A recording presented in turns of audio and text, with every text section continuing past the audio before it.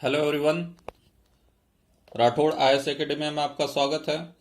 Dear friends, आज हम देखेंगे कुछ करंट अफेयर्स के क्वेश्चंस जो एग्जाम के पॉइंट ऑफ व्यू से काफ़ी महत्वपूर्ण है। तो आइए स्टार्ट करते हैं क्वेश्चन नंबर फर्स्ट से। क्वेश्चन नंबर फर्स्ट है, momentum for change climate neutral now, यह पहल किसके द्वारा प्रवर्तित की गई है? यह पहल किसके द्वारा प्रवर्तित की गई है?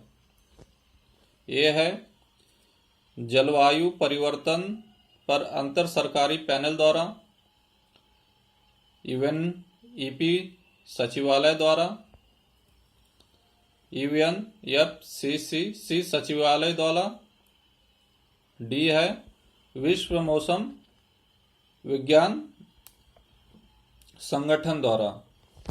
तो इसमें से कौन सा इसका आंसर है? तो इसमें से इसका आंसर है सी। यही आंसर जो आएगा इसका सी आंसर आएगा। यूएनएफसीसीसी सचिवालय द्वारा इसको परिवर्तित किया गया था।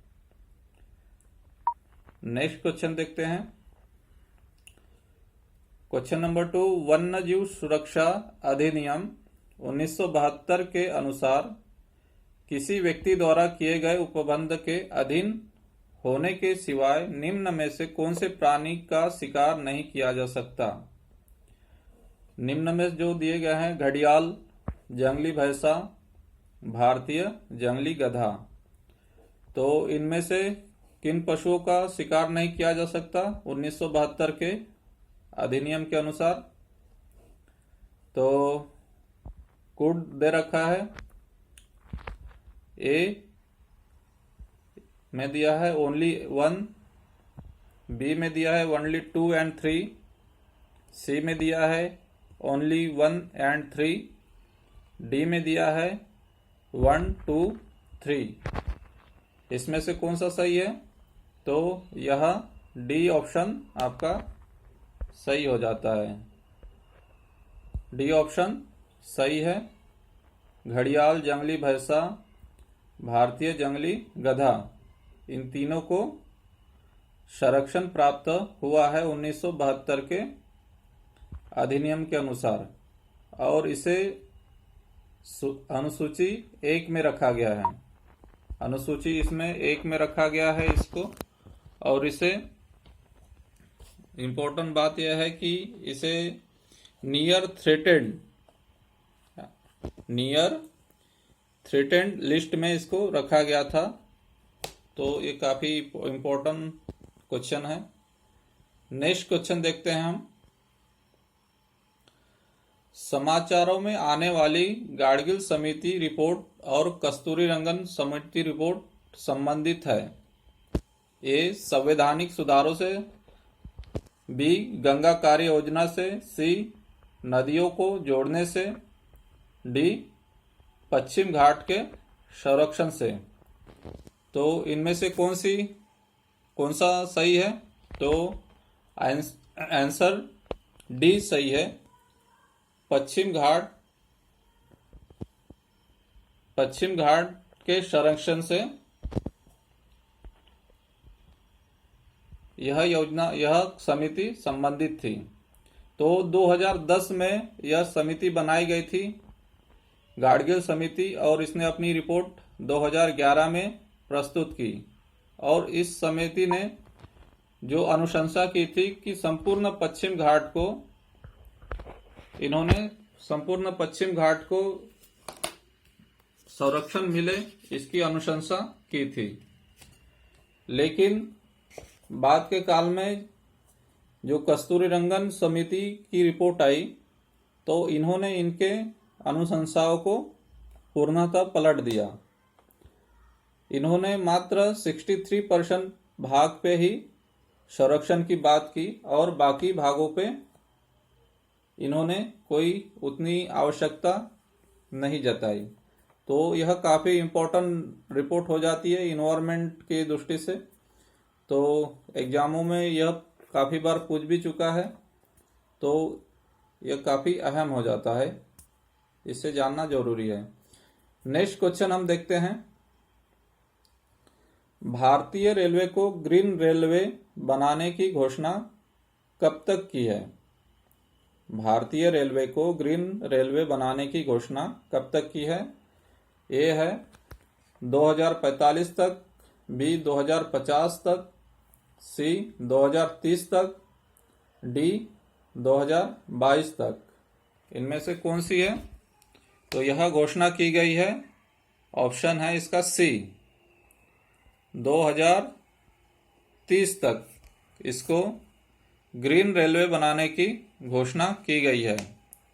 इसमें जो रेलवे लाइनें की जो बड़ी लाइनें हैं उसे 2023 तक इसे पूरा विद्युतीकरण करने की बात कही गई है और 2030 तक 100% इसे ग्रीन रेलवे यानी बनाया जाएगा, यानी दुनिया की पहली हमारी ऐसी रेलवे होगी जो पूरी तरह से 100% यानी स्वच्छ ऊर्जा यानी अक्षय ऊर्जा पर काम करेगी। यानी यह रेलवे ने रेलवे मंत्री जो हैं पीयूष गोयल, इन्होंने घोषणा की है। यानी इसमें अलग अलग जैसे कि सौर ऊर्जा पे ज़्यादा बल देने की, यानी स्वच्छ जो अक्षय ऊर्जा है उस पे ज़्यादा बल देने की बात की गई है, जोर देने की बात की है।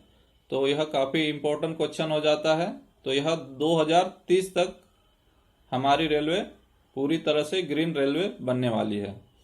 नेक्स्ट क्वेश्चन देखते हैं, तमगा समुदाय यह जनजाति किस राज्य में पाई जाती है?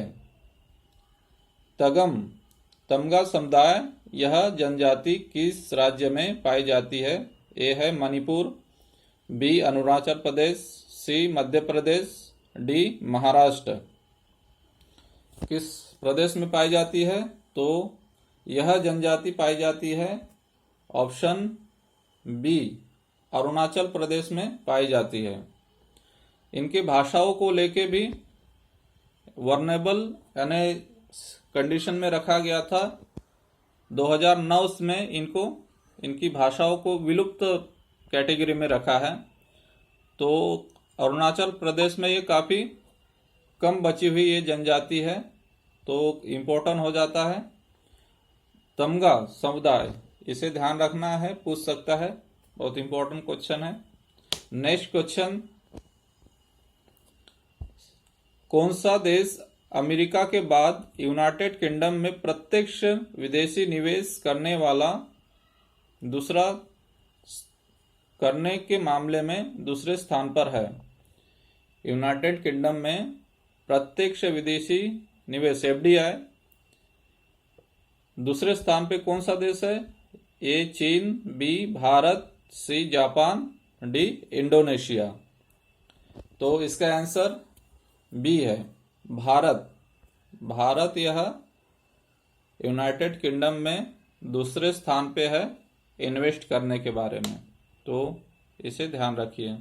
नेक्स्ट क्वेश्चन है, हाल ही में किस राज्य ने 2 फ्लाईओवर का नाम सुषमा स्वराज और अरुण जेटली के नाम रखा है? यह है गुजरात, बी महाराष्ट्र, सी मध्य प्रदेश, डी उत्तराखंड। किस राज्य ने इसका नाम सुषमा स्वराज और अरुण जेटली के नाम रखा है? कौन सा राज्य है? तो यह राज्य है ये गुजरात। गुजरात इसका आंसर है। तो हाल ही में गुजरात ने ये 2 बड़े जो नेता थे हमारे देश के, बीजेपी पार्टी से, भारतीय जनता पार्टी से बिलोंग करते थे, तो इनके नाम पे ये ब्रिज का नाम रखा गया है।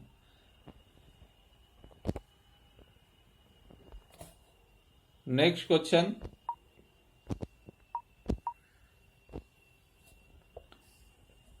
नुआखाई फसल उत्सव कहाँ मनाया जाता है?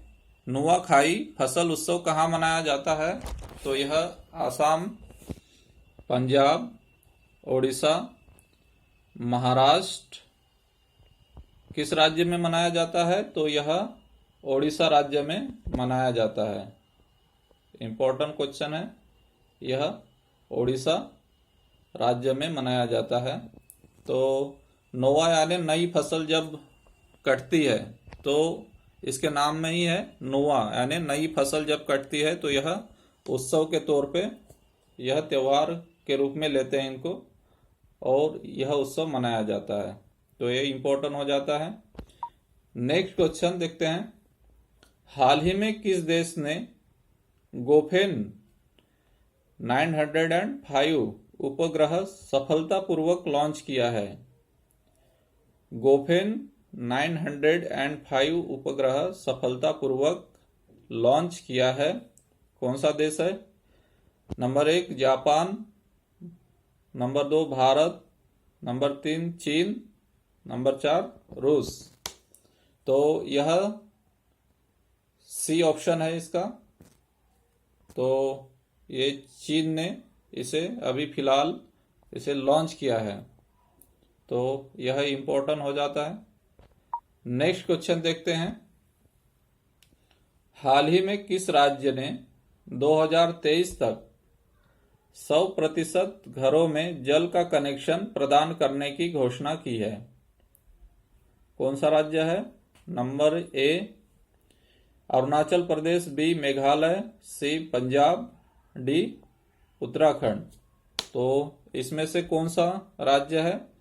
तो यह राज्य है ऑप्शन ए अरुणाचल प्रदेश। अरुणाचल प्रदेश ने अभी हाल ही में यह घोषणा की है कि 2023 तक उसके हर घर में नल के द्वारा यानी जल कनेक्शन दिया जाएगा।